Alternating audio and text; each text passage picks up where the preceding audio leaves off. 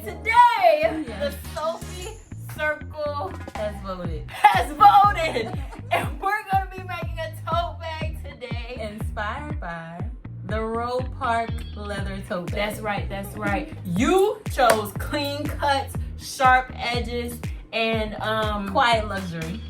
quiet luxury. Quiet luxury. So we're gonna go ahead and get started. We bought this leather right here from the Tandy Leather store. Yes. Guess how much? Guess how much? Guess how much? Only $29.99 For the entire roll. For the entire roll. So we're gonna go ahead and get started. Yeah. All right, so let's talk about what really happened. This bag was voted on by the Sewphie Circle and inspired by a clean, luxury leather tote bag. And the goal was simple. See how far we could push a regular domestic sewing machine with thick leather and still get a beautiful wearable tote. Because I knew when you guys picked this tote bag that I probably was not going to be able to make it on this machine. But I said, you know what? Let's just give it a try and see what happens. And technically, I did make the tote bag.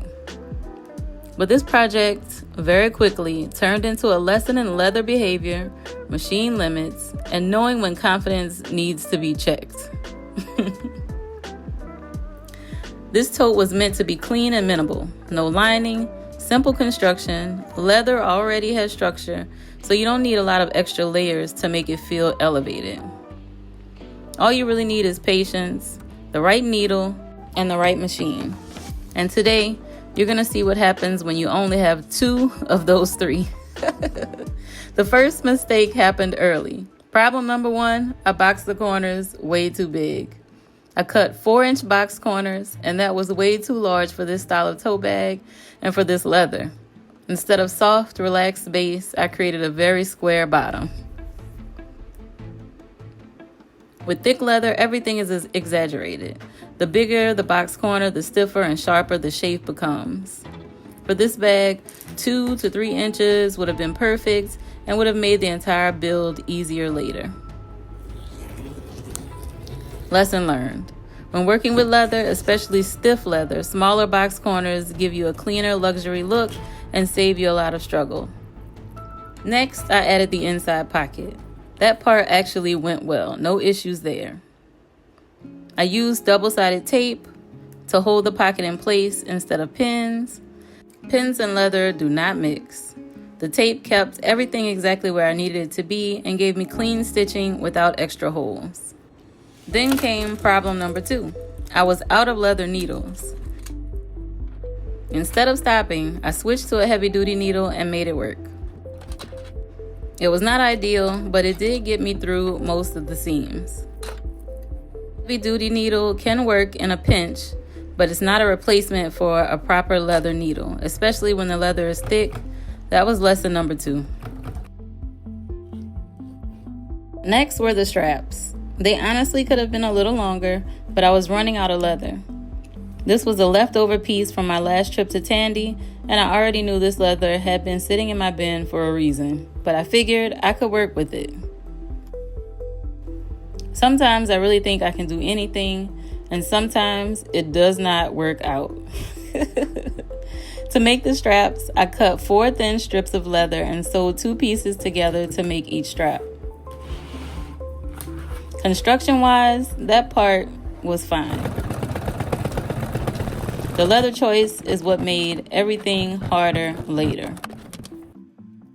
After that, I folded the rim down 1/4 inch, and that part sewed beautifully. No issues there, clean stitches, smooth sewing. And this was a win because I was in the middle of a very challenging project.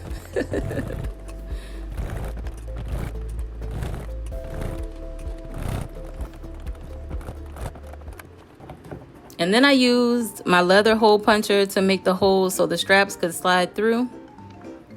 And I would say that part went really well too. I actually love this method. No hardware, no rivets, just clean and minimal, and easy to do and very on brand for a luxury inspired tote bag. But that is also where most of my struggle started. Once the straps were threaded through the holes, I had to sew over 4 layers of leather where the strap folds back onto itself. This is where I noticed my needle moving the most. This is also where I started damaging my throat pleat, just like I showed you in the last video. The machine was working, but it was clearly not happy. This right here was the moment I knew this bag really needed an industrial machine. Sewing down each side of the bag was not even that bad.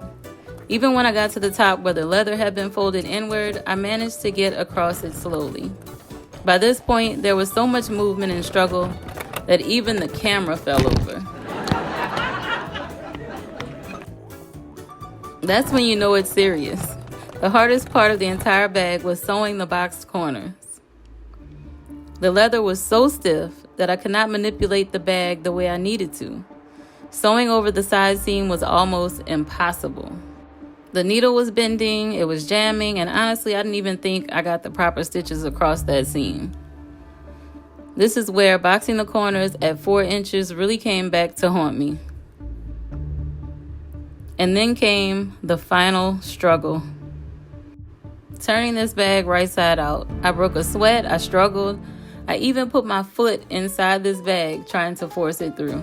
This leather was not budging. The stiffness combined with the large box corners made the edges sharp and hard to turn. That's also why the bag ended up so wrinkled. Not bad craftsmanship, just very stubborn leather. Once I finally turned it right side out, I just stared at it.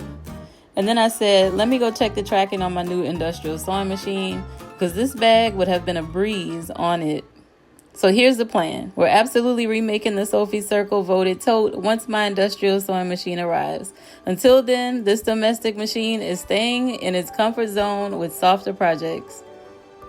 And when the industrial machine comes in, I'll bring you along for the unboxing, setup, and learning process before we remake this tote the right way. Sometimes the lesson is not to push harder, it's to just wait for the right tool.